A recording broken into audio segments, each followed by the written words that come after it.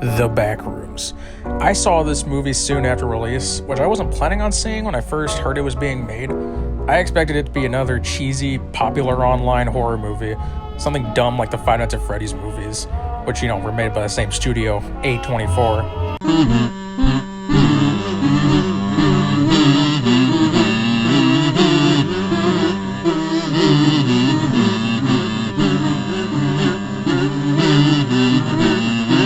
Then I heard something that I wasn't expecting. The director was an original creator on YouTube who had made Backrooms really popular to begin with millions of views. Kane Parsons, a 20-year-old guy with a background in content creation that won awards for his horror shorts. And he directed and produced a movie that is surpassing a big-budget Disney-owned Star Wars film. The budget was only $10 million, and yet it has surpassed $100 million during the making of this video. Now that I think about it, I think it hit 300 million recently. With all that in mind, I had a hard time saying no to seeing this movie. As a content creator and a supporter of lesser-known artists, I wanted to show my support, even if I didn't end up liking it. And I'm glad to say I liked it. I liked it a lot. I'm not scared by horror movies. It's hard to shock me. The last time I got scared by a movie was Child's Play when I was just a kid. So as a 24-year-old who hasn't felt fear from a movie in over a decade, I was pleasantly surprised to be horrified by The Backrooms. This isn't your basic cheesy slasher fic where Quirk Chungus quips MCU-level jokes while being chased by a skibbity toilet Roblox-level monster. It's a psychological thriller where the antagonist is more than just a monster roaming the liminal maze. They play on the concept of forever, roaming and changing rooms as the trapped become more and more psychotic and delusional. The one thing that really got me was when they revealed that you can just escape the backrooms the same way you came in. The main character, Clark, finds the backrooms after having trouble with the electricity and finds a weird light on the wall. Just like the original concept, Clark no-clips through a wall and arrives in the backrooms. And this is where I started to realize the backrooms in this universe is an allegory for going down the mental rabbit hole. Clark begins exploring the backrooms every night, never going home because he literally sleeps at the store. After fighting with his wife because of finances, binge drinking, and his anger issues, Clark... I'm not your wife! Stinker! Stinker! I've never even met her! Stinker! Fuck you! Clark is stuck having to live in the store itself, Captain Clark's Ottoman Empire. Xbox One. I gotta say, I love the name of the store. It really goes to show how much of a failure it was from the start. He didn't want to run a furniture store. He wanted to be an architect. This gets brought up in therapy while he roleplays an argument with his ex-wife. This will be important later, but let me get back to the store itself. It's a pirate-themed store, but is called an Ottoman Empire. Pop culture pirates as we know them were on the other side of the world, like nowhere close to the Ottoman Empire itself. Clark even mentions a sultan. He has no idea how to market his store and sells terrible products. The stuff he sells is so bad that it gets to a point where a chair collapses out from under him while filming a commercial for the stuff he's trying to sell. The backrooms themselves have a strange sense of familiarity, as if they're just empty rooms connected to the store. Just empty. Well, not entirely empty, but mostly empty.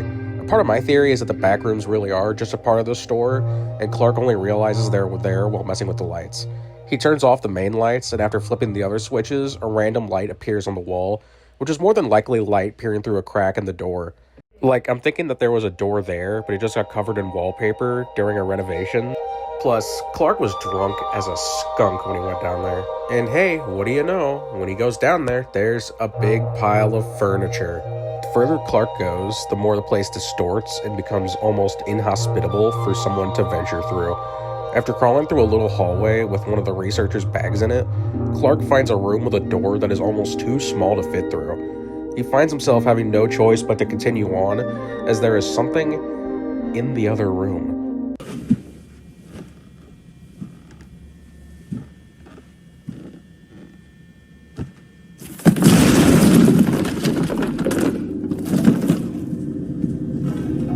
If you remember before, I said that the backrooms are supposed to be a rabbit hole. Well, there's no better example of the rabbit hole than Alice in Wonderland. And how does Alice make it to Wonderland after following the rabbit? Well, she goes through a tiny door in the wall. Clark returns to his therapist, floating the idea that he either saw something he couldn't explain, or he was in a bad way. He asks her if she's ever had a 5150 anyone, and this is a very important question later on. So, after his therapist doesn't believe that the place he went to was as fantastical as he described it, Clark storms out and declares that he's going to bring back proof. So he ends up bringing his employees from the commercial to the Backrooms with their camera, stating that it's entirely safe, despite knowing that there was something else down there.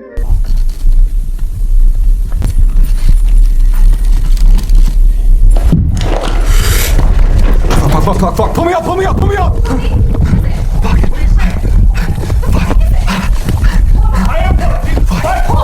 Pull, man!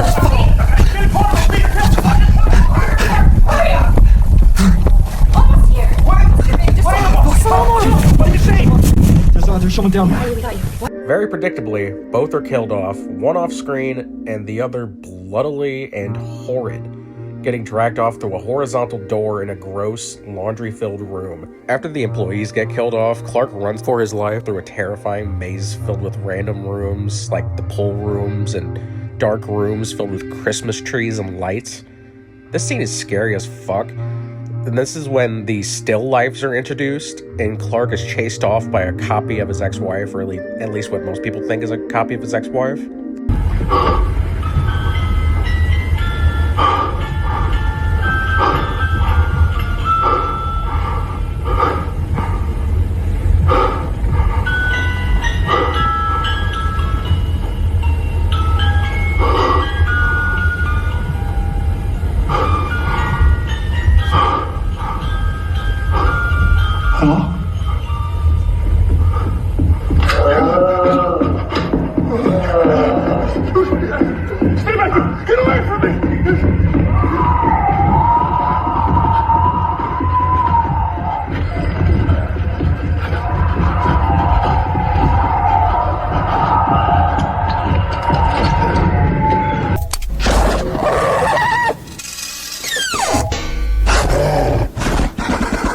By the end of the chase, something else picks up Clark's camera, and it's never explained what happens, but Clark is very different after this point. And this is the point where the narrative switches over to the therapist, Mary. Mary ends up very shaken because Clark leaves a very disturbing voicemail, and he also left her a map of the Backrooms, and it reminds her of her mother, who herself was very mentally unwell. It got to a point that Mary wasn't allowed to go outside due to her agoraphobia, and her house was a disaster with newspaper covering the windows and a large pile of chairs blocking the front door. I think this is really significant because it kind of points to the fact that the Backrooms are probably nothing more than a delusion, and Mary's mother saw it too, stacking chairs and blocking windows to avoid the rest of it. In fact, one of the first parts of the Backrooms explored has a giant pile of chairs blocking off another section of the place. So that's the same room as the rabbit hole's little door. I think it's also important to note that the yellow newspaper window looks a lot like the window you see in the dinner scene later on. And if the yellow newspaper is supposed to be the Backrooms, then both windows just lead out to the Backrooms themselves, despite looking like a house. Clark described the Backrooms as a place so real yet indescribable, like trying to describe a dog to someone who had never seen a dog before. The mental decline changes reality in those suffering. The world around them becomes strange and alien, delusional, and they can't properly explain it to others, not even their doctors who are trying to treat them. I've read quite a few books written by people who suffered from schizophrenia where they attempt to describe what they experienced, and they're trying to describe it in a way that makes sense to a person who doesn't have their condition. But that's the problem. Language represents a sane reality, something that we all agree on, but the experiences of someone with schizophrenia often don't fit into that framework. The words needed to fully describe their reality just don't exist. So the seeds of mental illness are already sown in Mary herself, which I think it's one of the big reasons why she even became a therapist, but that's going to matter a lot when she actually enters the Backrooms. So after the voicemail from Clark, Mary goes looking for him, and the store is abandoned with a pile of mail stuck under the door. There's a big mess in the basement and an even bigger map of the backrooms, and tape on the wall to show where the backrooms can actually be accessed. Speaking of the tape on the wall, that part haunted me. This visual seems to be a direct reference to the Caretaker's 6th album anthology, Everywhere at the End of Time. More specifically, it's the album cover from the 6th album, Stage 6. Each of the album covers were paintings representing the stages of dementia, starting with the unraveling imagery and ending with a blank board with 4 pieces of tape. It's a blank slate, the end stage where the patient is left unresponsive and gone.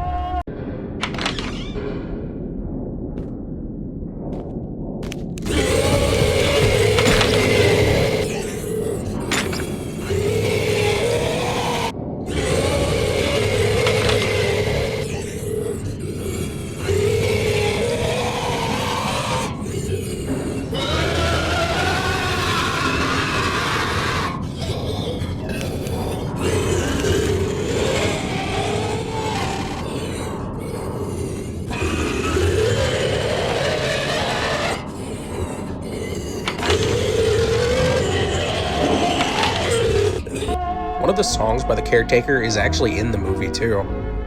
It didn't even occur to me until actually making this video, the scene where they use the Caretaker, and oh my god, dude, it is hauntingly brutal.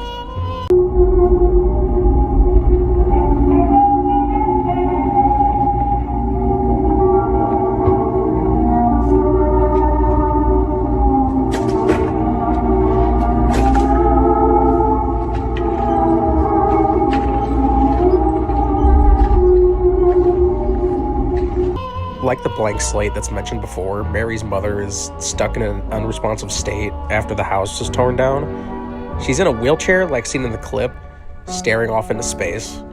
As I had thought, their home was interpreted by her as the Backrooms itself. A scene transitions using the house, and the camera pans down, and the house is turned more and more into the Backrooms. Furniture stays at times, and the walls become yellowed with the nasty wallpaper. Down and down it goes, recognition disappearing with each level, as eventually it becomes a blank slate.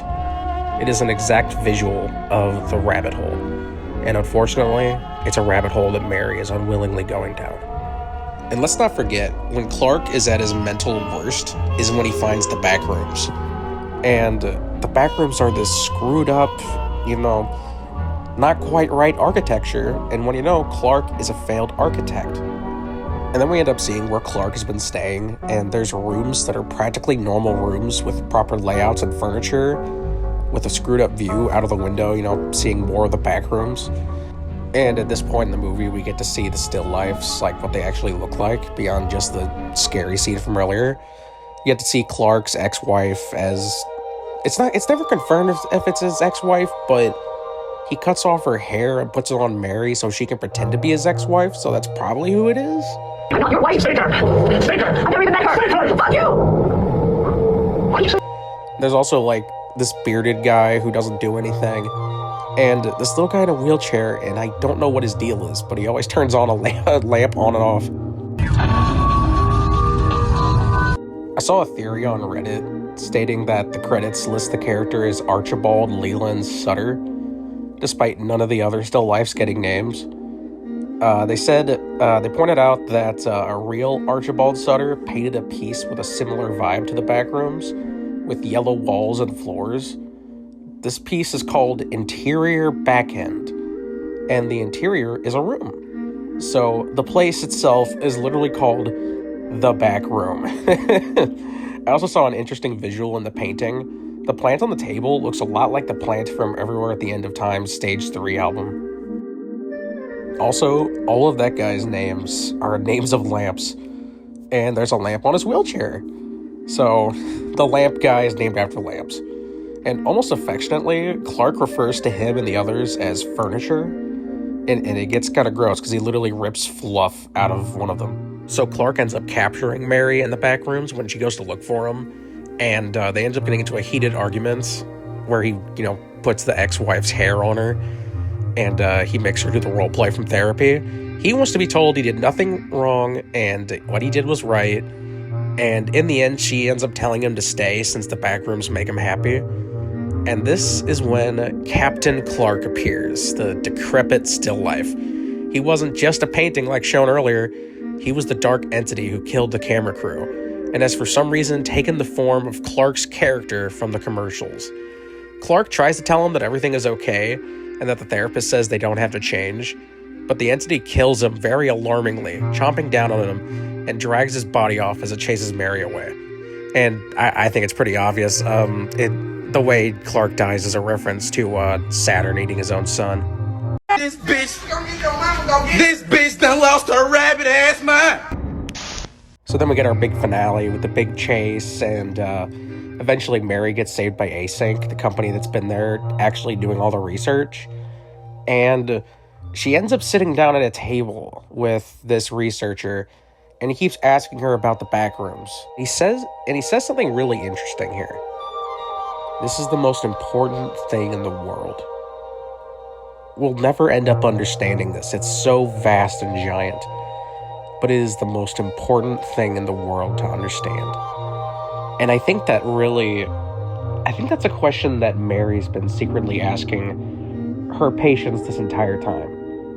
Because like I said, I think that she became a therapist in the hopes of understanding the psychology of what happened to her mother and, genetically prepositioned to, for herself. And while she's in there, she almost has like a moment of clarity at the table with that researcher where everything just kind of drones out. And I think that's when she realizes what's happening. And this is kind of what tied together my theory that none of it was real and that it was just a delusion. I think she realizes that she's now the one that's mentally ill and can't describe what's going on. But everything seems so alien that now she's on the other side of the table.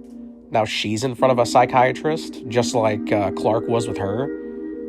She even smiles for a second. This brief moment of clarity, So, if we could just talk, just you and me, just like two regular people, we could unpack some of this. We've both been in there and get on the same page. There are doors opening everywhere.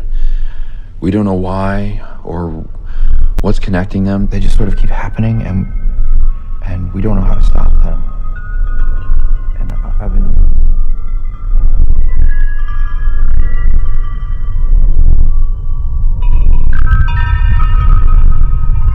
A part of my theory is what actually happens to Clark himself.